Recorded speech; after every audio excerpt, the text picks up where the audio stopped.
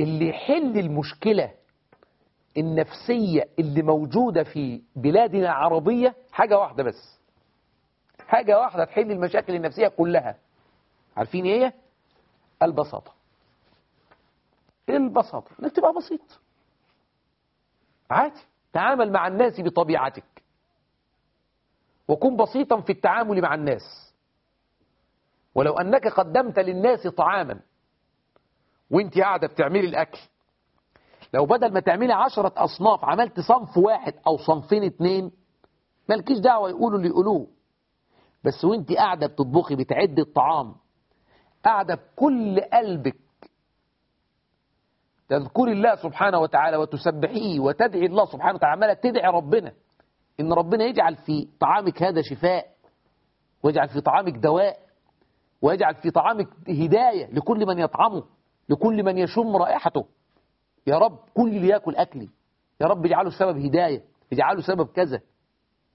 انت عارفة لما تعملي الحاجة البسيطة دي مش هتبقى انت كلفتي نفسك كتير ولا أرهقتي نفسك ماديا، فيبقى الحالة النفسية اللي هي في داخل الإنسان بسبب التوفير وعدم تكلف النفس فوق الطاقة يخلي النفس في حالة نفسية مطمئنة.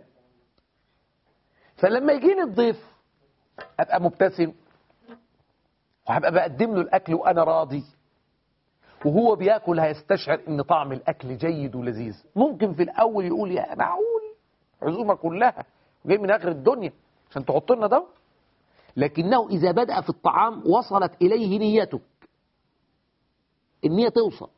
يا جماعة خلي بالكم، البساطة مهمة.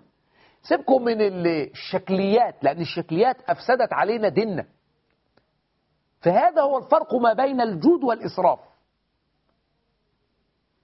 لو كان الإنسان قد أدى أفضل ما عنده دون أن يرهق نفسه، فهيزيد مع هذا التقديم إنك أنت بتقدم بصورة كويسة، وإن أنت صورتك كويسة وشكلك جميل، وإنت بتقابل الناس وضيوفك ما أنتش قلقان.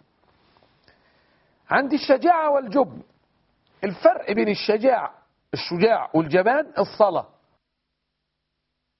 اللي بيصلي دايما شجاع، بس بيصلي حقيقة الصلاة عنده شجاعة. اللي ما بيصليش دايما جبان. شوف القرآن بيقول إن الإنسان خلق هلوعا إذا مسه الشر جزوعا وإذا مسه الخير منوعا إلا المصلين. لأن الجبان عنده جزع، ما عندوش تحمل ولا صبر، والجبان بيخاف من أي حاجة. والصلاة هي طمأنة النفس من الوساوس.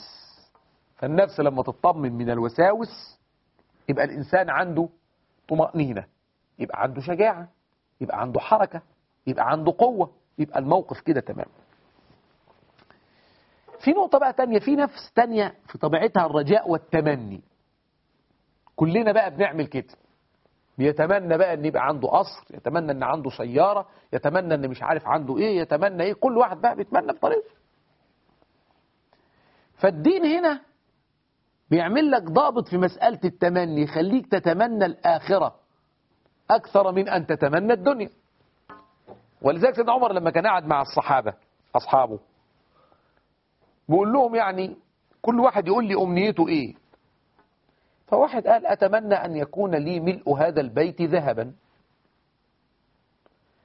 الثاني قال والله أتمنى أن يكون لي مثل هذا البيت مالا أنفقه في سبيل الله، يعني المال ده أنفقه في سبيل الله. واحد نفسه يبقى بيته ممتلئ ذهب، عنده أموال الدنيا كلها. والثاني قال لا أنا نفسي يبقى عندي.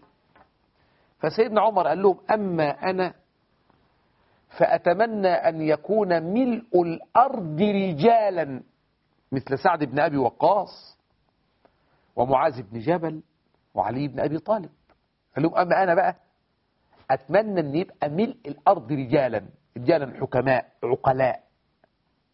شوف بقى الفرق في الفكر. ده ينفق في سبيل الله وده عايز ماله بس. الفرق في الفكر ايه؟ الدين. الفرق في الفكر الدين هو اللي عمل الكلام ده في الرجاء وفي التمني. النفس الحقيقة طبائعها كثيرة ومتعددة، لكن أنا حاولت فقط أن أفتح لكم الموضوع وأن أفيدكم أن النفس لها طبائع كثيرة، لكن لعلنا نتواصل في حديثنا عن طبائع النفس على مدار الحلقات القادمة. استودعكم الله الذي لا تضيع عنده الودائع، والسلام عليكم ورحمة الله تعالى وبركاته.